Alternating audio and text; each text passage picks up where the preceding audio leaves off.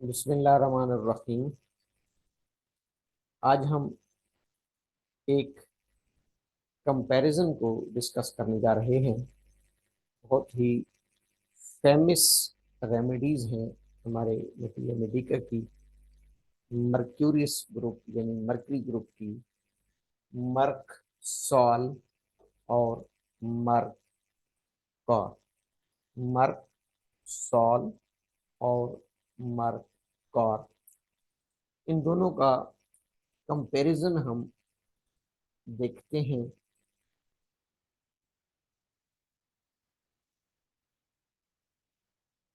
Merc sol versus Mercor, both belong to the Mercury group। अगर हम सबसे पहले इसकी एटमोलॉजी को देखें, एटमोलॉजी, तो the name mercury originated in 6th century. 6th century में अल्केमी लैंग्वेज में ये लफ्ज आया है। एक प्लेनेट के सिंबल के तौर पर यूज किया जाता था, जो कि एक मेटल को रिप्रेजेंट करता है, धातु को, मेटल को रिप्रेजेंट करता है। 6th सेंचुरी अल्केमी में ये सबसे पहले ये रफ्स ओरिजिनेट हुआ। जो सिंबल है, केमिकल सिंबल है मरकरी के लिए, chemical symbol that is Hg। Hg पारा मरकरी, हम अक्सर ये सिंबल यूज करते हैं। Hg लैटिन जुबान का लफ्ज है, लातीनी जुबान का एक लफ्ज है, जिसका, उस लफ्ज का नाम है hydrargyrum. HYDRAR, hydro, hydrargyrum, GYRUM। इसी से इसका केमिकल सिंबल बनाया गया है Hg, हाइड्रोजम, लातीनी जुबान का लफ्ज। इसका मतलब होता है लिक्विड सिल्वर। अगर हम इसकी टर्म पे गौर करें तो ये लफ्ज पहले हाइड्रा है, हाइड्रा। हाइड्रा मीन्स पानी, लिक्विड। तो हाइड्रोजन, लिक्विड सिल्वर इसका कॉमन नेम है। ये दो जो आज की हमारी रेमेडी है, एक मर्क्यूरस सॉल्ब्यूलस है और दूसरी मर्क्यूरस क्रूसिवस। वैसे तो मर्क्यूरी ग्रुप की 4-5 और भी मेडिसिन है। मर्क्यूरी, मर्क्यूरी वीवीएस भी जैसे कहते हैं, सिंपल Hg, जो सिंपल एच, बिल्कुल एक सिंपल Hg होती है। लेकिन आज की जो हमारी मेडिसिन, एक तो मर्क्यूरस सॉल्ब्यूलस है और दूसरी मर्क्यूरस क्रूसिव है, मर्क्यूरस क्रूसिव। अगर हम इसकी मिनरलॉजिकल क्लासिफिकेशन को कंपेयर करें तो पहली बात, साइंटिफिक नेम एक मेडिसिन का, मर्कसॉल का पूरा नाम मर्क्यूरिस सॉल्युबेलिस और मर्कॉर का पूरा नाम मर्क्यूरिस क्रूसिवस, मर्क्यूरिस क्रूसिवस। सिनोनिम्स या कॉमन नाम में एक को पारा या क्विक सिल्वर भी कहते हैं, इसको क्विक सिल्वर कहते हैं, और इसको क्रूसिव सब्लिमेट, मर्कॉर को क्रूसिव सब्लिमेट कहते हैं और मर्कसॉल को क्विक सिल्वर पारा कहा जाता है। दोनों की सोर्स मिनरल किंगडम है। ये दोनों रेमेडीज एक ही सोर्स से बिलोंग करती हैं, मिनरल किंगडम, और एक ही ग्रुप से। तकरीबन इनका ग्रुप, जो मेन ग्रुप है वो मर्करी है। केमिकल फार्मूले को अगर हम देखें तो जो मर्क साल है उसमें 2NH2 और NO3, अमोनिया और नाइट्रेट शामिल होता है। अमोनिया और नाइट्रेट मरकरी के साथ, तो वो बन जाती है हमारी मेडिसिन मर्क सॉल्युबुलस, मर्क सॉल। इसी मरकरी के साथ यानी Hg के साथ अगर हम क्लोरीन, क्लोराइड को ऐड करें तो ये HgCl2, ये हमारी बन जाती है मर्कॉर। तो हमें यहाँ पर दोनों के फर्क का पता होना चाहिए। मर्क सॉल में मरकरी के साथ अमोनिया और नाइट्रेट शामिल है। मर्कॉर में मरकरी के साथ क्लोरीन ग्रुप, क्लोराइड HgCl2, इसका फार्मूला है HgCl2। और मर्क सॉल का है 2NH2Hg2NO3.H2O। जो मर्क सॉल है वो मेटालिक एलिमेंट में आता है, और मर्क कॉर जो है वो साल्ट है, एक साल्ट है कैटन और एनएन का। दोनों अर्थ क्रस्ट में पाए जाते हैं। Mercurous occurs naturally in the earth crust, और जो मर्क्यूरिक क्लोराइड है वो हम मरकरी पर क्लोरीन का एक्शन करा के उसको हासिल कर सकते हैं, केमिस्ट की शॉप से खरीद सकते हैं। जो मर्क सॉल है ये बेसिकली बहुत करीब होता है मर्क्यूरस वीगस के साथ, तो इसलिए इसकी तमाम खुसूसियात तकरीबन वही हैं, यानी सिंपल मरकरी वाली। अगर हम इसकी होम्योपैथिक इंट्रोडक्शन की बात करें, होम्योपैथिक इंट्रोडक्शन की, तो मर्क सॉल को डॉक्टर हनीमैन ने इंट्रोड्यूस कराया। उसके बाद फिर डॉक्टर कैंटेस्टाइन हेरिंग, डॉक्टर कैंटेस्टाइन हेरिंग जिन्होंने लॉ ऑफ क्योर दिया था, उन्होंने भी इस पे काम किया है। मर्क कॉर पे डॉक्टर हनीमैन ने ही काम किया, और मर्क कॉर को डॉक्टर सैमुअल हनीमैन ने इंट्रोड्यूस कराया। थर्मल रिलेशन की बात करें तो मर्क सॉल एक बैरोमीटर की तरह है, इसको ह्यूमन बैरोमीटर कहा जाता है या थर्मोमीटर, यानी दोनों से सेंसिटिव होता है, हॉट और कोल्ड से। हॉट जैसे पारा है तो वो हीट में जो है ना वो ऊपर चला जाएगा, और कोल्ड में नीचे आ जाएगा। तो जो मर्क सॉल है इसका पेशेंट भी sensitive to both heat and cold, sensitive to both heat and cold, जबकि मर्क कॉर मॉडरेटली कोल्ड होता है, C2+, मॉडरेटली कोल्ड होता है मर्क कॉर का पेशेंट। मियाज्मेटिक बैकग्राउंड दोनों का सिफिलिस है, ज़ाहिर है मरकरी हमारे सिफिलिस मियाजम्स की मेन रेमेडी है, तो इसका दोनों मेडिसिन का बैकग्राउंड सोरो सिफिलिस है।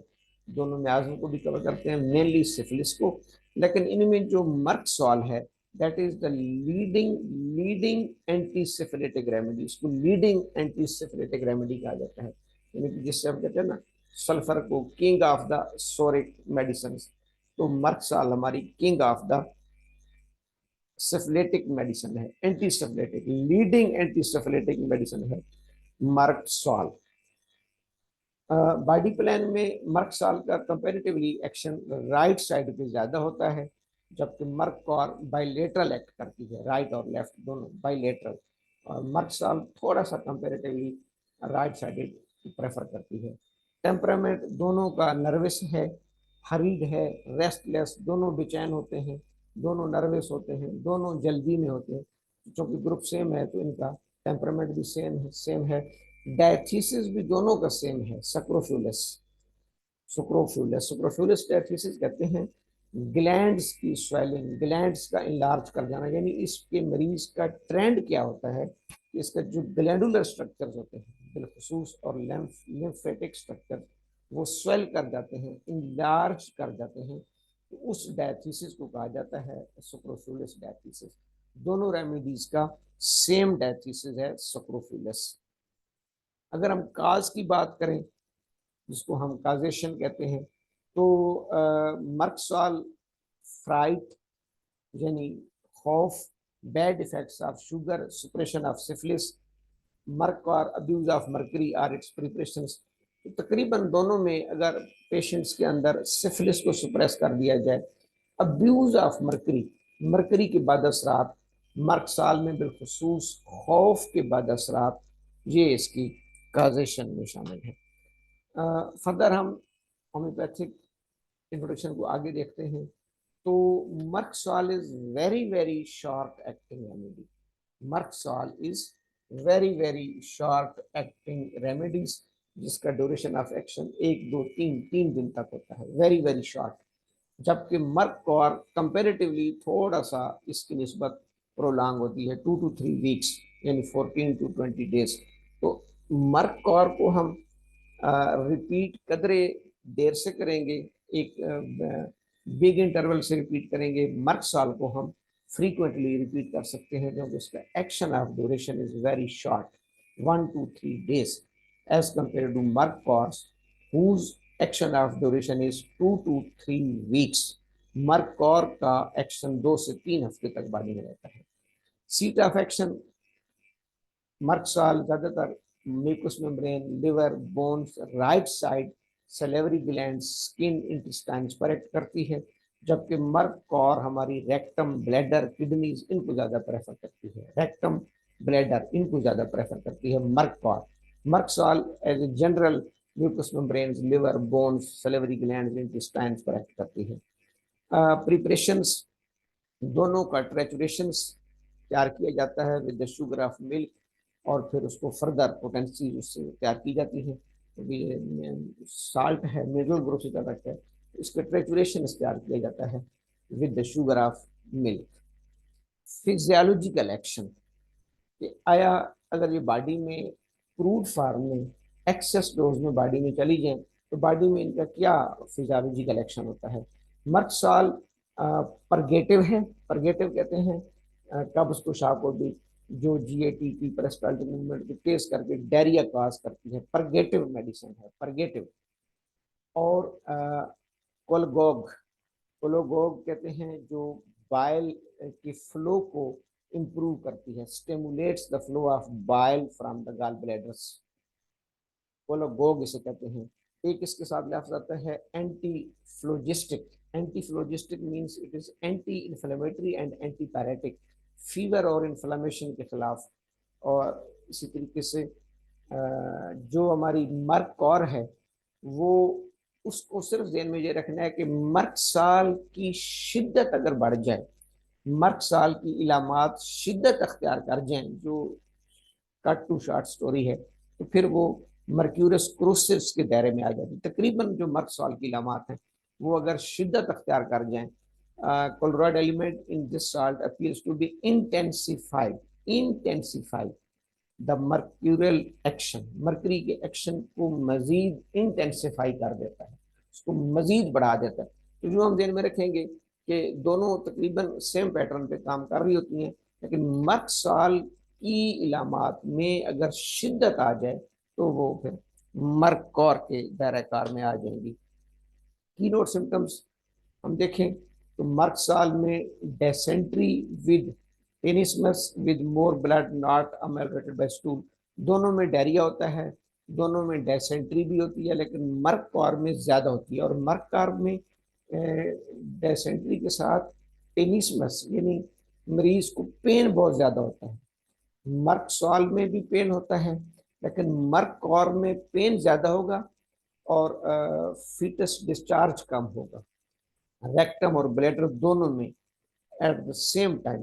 अच्छा, मर्कवार की एक ये भी इलामत है कि इसमें रेक्टम और ब्लैडर दोनों बाजुकात मुतासर होते हैं, और स्टूल पास करने से या यूरिन पास करने से मरीज को कोई अफाका नहीं होता, यानी वो वॉशरूम से आएगा 2 मिनट के बाद फिर उसको हाजत होगी, अर्जिंग टू यूरिनेट और डेफिकेट, दोबारा फिर उसको स्टूल और यूरिन की हाजत होती है।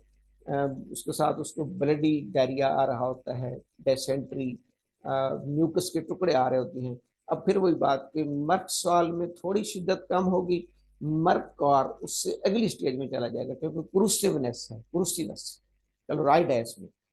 मर्क कॉर में इंटेंसिटी बढ़ जाएगी, जैसे हमने फिजियोलॉजिकल एक्शन में देखा कि इंटेंसिफाई करती है पहले साल्ट को।